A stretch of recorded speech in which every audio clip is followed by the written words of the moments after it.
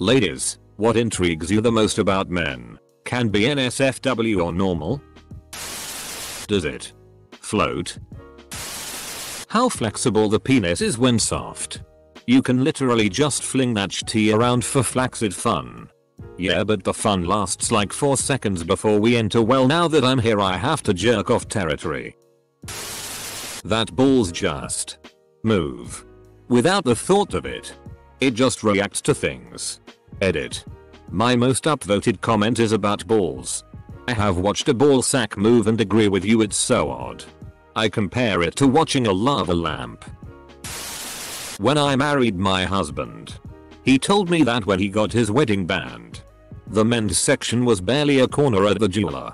I began to notice it more in most department stores I go to. Granted, some have more of a selection. But it's like men are expected to be okay with a more limited fashion choices. I feel bad for my husband if he ever wanted to experiment. Why do so many dudes do that little dick slap on your clit or ass or whatever before they stick it in? It's like people who tap the top of a soda can or something before they open it. It's not polite to enter without knocking first. What do you put in your pockets? Why do you need such deep pockets in your jeans? Keys, phone, and wallet. NSFW, but how it's like to live with extra bits in your pants. Do you feel them always or just when there's trouble or aroused? And when it's really hot or you're hiking, how uncomfortable is that? It varies. They fit pretty comfortably and we don't notice it most of the time. When it's hot or we're hiking, it can get uncomfortable. Things stick to things and we're very aware of it. Do you feel them always or just when there's trouble? Indeed. I've always wondered if it's different when guys have a crush. Like, do they feel the same? Is it externally expressed similarly? Or different? I know this might be asked often, but none of my male friends will answer this question because it's weird or something. Based upon my own experiences, crushes for me have been periods of moderate to intense yearning and longing. At the extreme end, the vagus nerve is triggered, resulting in mild chest aches. When they lie down still, but their balls are doing body rolls. Ht is wicked. Lol. Edit. I can't believe this got almost 400 upvotes and a bunch of men finding out their balls can dance. Y'all are hilarious. Made my day. I love man hugs. It feels so nice being squished into their chest and having their arms around me. It feels good for us too. When I hug my girlfriend and squeeze her into my chest and feel her sort of settle in. It's just amazing. It's so strange how something as simple as a hug with someone you love can feel so relaxing, exciting, rejuvenating, and satisfying at the same time. Sometimes I even have to pull her back when I need just another few seconds and she does the same when she needs it. Also boobs. You can pee without sitting. Burn the wizards. My dude is twice my size but he loves being the little spoon. I don't think I'm effective in being the big spoon. But I think it's so damn cute and really intriguing. I want to be a good big spoon to him. I wonder if all or most men like being the little spoon? You be his jetpack. You lift him up. How do they shop for clothing? Is it similar to how, in general, women do it or is it a completely different process? Back when I went to shop for clothing I try to speed run it because I hate shopping. 1. I'd go down an aisle. Find anything I liked. Check price. If it's acceptable it goes in my hand. 2. After everything I want to look at is in my hand, I got to a dressing room. 3. Anything that fits well stays in my hand. Anything else goes back. 4. Then I narrow it down to the things I like best that fit in my budget. Yes. Yes. Yes. No. Yes. No. No. 5. Buy and leave. Shouldn't take more than an hour.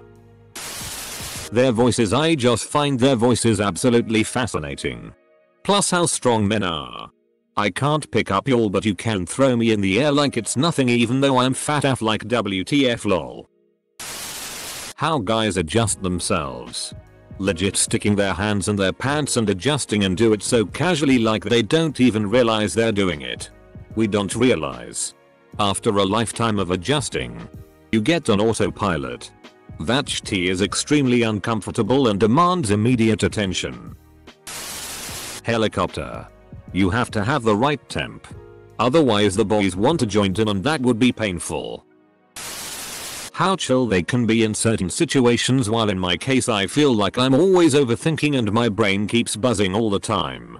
Also how easily some can just subject themselves to life-threatening situations just for a gag or to have fun. Like how? Is that an adrenaline thing? Do the basic survival instincts shut down because of boredom?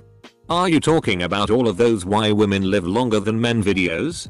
Because I totally agree. Girls doing stupid shit together is texting a crush, whereas guys will be like, do you reckon I could chase and catch that pigeon or something? When you're putting on pants, where does your dick go? Does it go down by a leg? Does it just kinda move around? Both? It intrigues me how men are built. They're just so different from women. So much larger, wider, hairier and overall rougher. I'm sometimes just mesmerized by looking at my boyfriend and observe. Compare him to my body and I'm just in awe. How guys move. How they handle things. How they act with their significant other. Oh my. How soft and loving they get is so adorable. I can't get enough seeing that. Men's build is just so pretty to me. I know not every guy is built like Adonis or something. But that is even more interesting to me. How did you react when your pee-pee got hard and you noticed it for the first time? I laid down in the bath and tried to see how deep I could lay in the water and still have the tip of it stick out. It always happened in the bath, so I was convinced it absorbed water like a sponge to get bigger. Can men pee while hard? If they jerked off over a toilet bowl and released their full bladder at the same time, would it both come separately or at the same time? Would it feel better or worse? Can balls physically stop producing cum if you kept finishing over and over again? Why are men scared of moaning? Do men even know that their sounds in bed, everything from their breathing to a slight grunt, is like the most erotic thing? And the one question I've been dying to find out. What would it feel like to stick your dick in something carbonated? Like a fizzy drink? Would the bubbles make the entire thing tingle nicely, or would it feel like absolute hell? I read it in a fan fiction once and to this day the question has bugged me. Surely somewhere a man has dipped his dick in a glass of Coke. Somewhere. Being a lady with a vagina that has a very delicate balance in there, I'd rather not risk infection to learn the answer to that. How they look like they have no care in the world. Most the time it's cause we are thinking about some dumb random shit. Your common sense is very different than my common sense. Yes, just so weird to watch the skin pucker and loosen randomly. Before I met my husband, consequently my first sexual partner, I had no idea about growers and showers, lol. My husband is a grower and it's insane to me when it grows. I think that would feel so cool. Also, if I were a guy I'd just sit to pee all the time. How much they go through without others knowing about it. Society really expects them to be emotionless. I can't even count how many times a guy has told me he can't cry because that would make him seem weak. Do guys wipe their dick after peeing? Edit. Tie everyone who answered. I can't reply to everyone because I DK what to say other than tie for replying and answering my curiosity. We just flick it up and down, left and right. I tend to realize there's a lack of emotional support between male friends, or how different it is when they talk about huge life changes, breakups, jobs, etc, etc. Very nonchalant most of the time. If there is any emotion, usually alcohol is involved. I always try to see past what they say and just watch how they behave. I can see the suffering and it sucks to hear men always say they don't think it's okay to talk about emotions, even though the hearing party is there with open hands. I wish emotions didn't have connections to masculinity. Open bracket. Are there ways that I could help without prying or making them feel like they are losing control?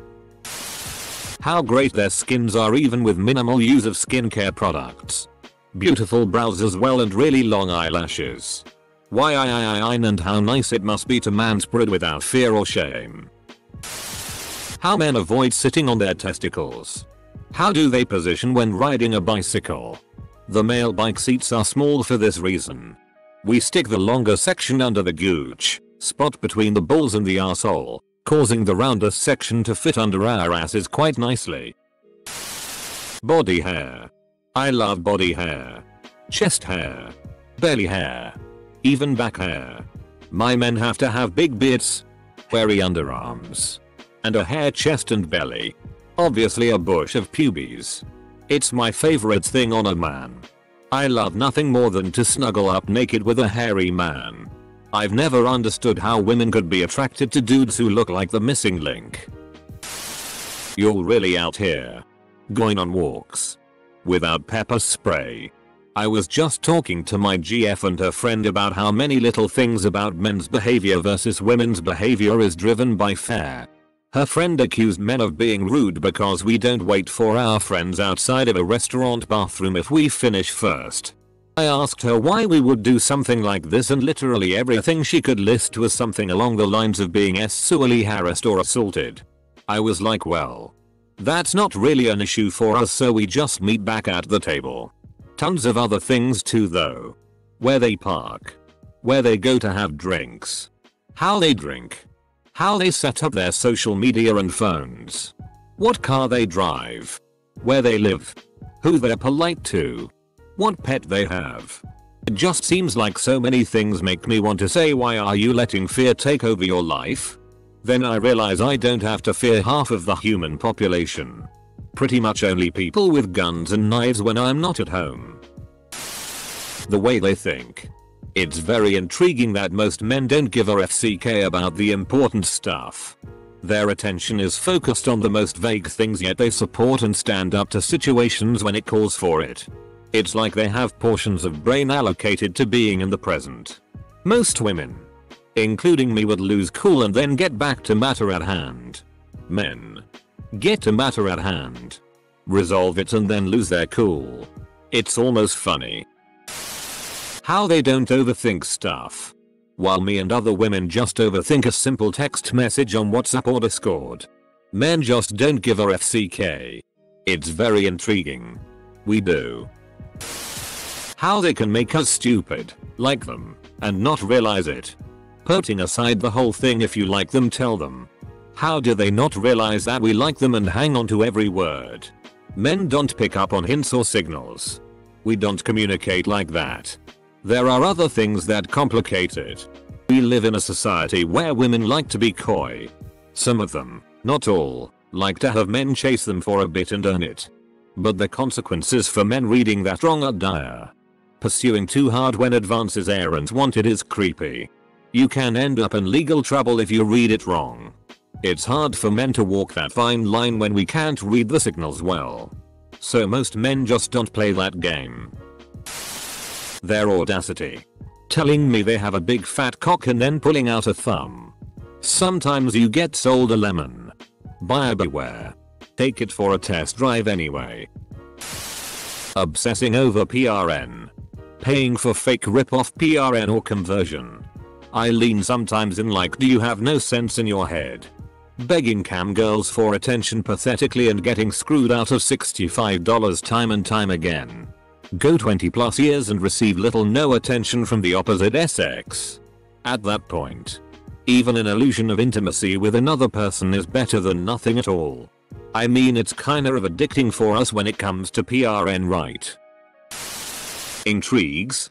Well, why does every single guy I've ever met refer to their non-family members as members of their family?